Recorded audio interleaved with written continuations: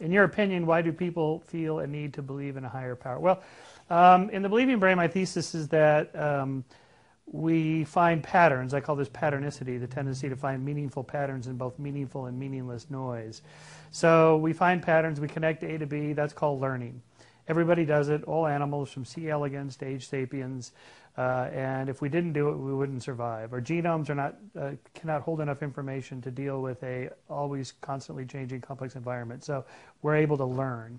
And learning allows us to adapt in real time to a changing environment. Unfortunately, we're not good at detecting true patterns from false patterns, so the default option is just to assume all patterns are real, just in case. All A's are connected to B's in some causal way. That's just what our brains assume. And then on top of that, so God, in a way, God is like the ultimate pattern that explains everything.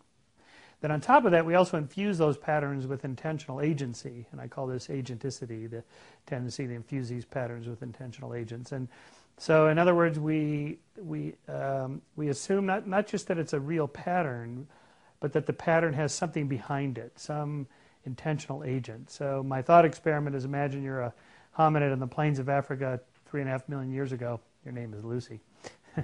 And you hear a rustle in the grass. Is it a dangerous predator, or is it just the wind?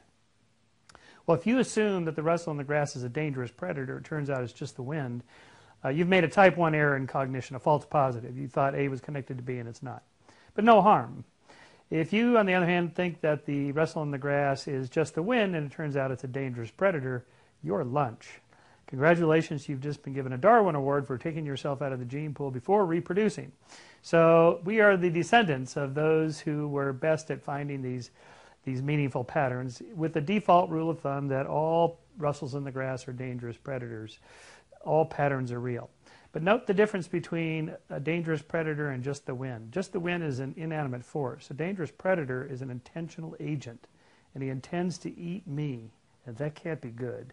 So we assume that predators have agency, intention, they're alive, they're, even if you can't see them, we assume that they're there. So in a way, God is like that. He's like this invisible agent in the sky that runs the world. It's the ultimate explanatory pattern. And then we layer on top of that this sort of whole social construction of religion, which reinforces the rules of cooperation and pro-sociality and altruism and being nice and keeps human aggression in check and so forth. And so God is like the ultimate enforcer of the rules, that hidden, invisible, intentional agent behind the patterns that keeps social cohesiveness together in human society. So to that extent, religion is pretty important. At least it has been up till now. I don't think we necessarily need it now, but we did then, and that's why it evolved.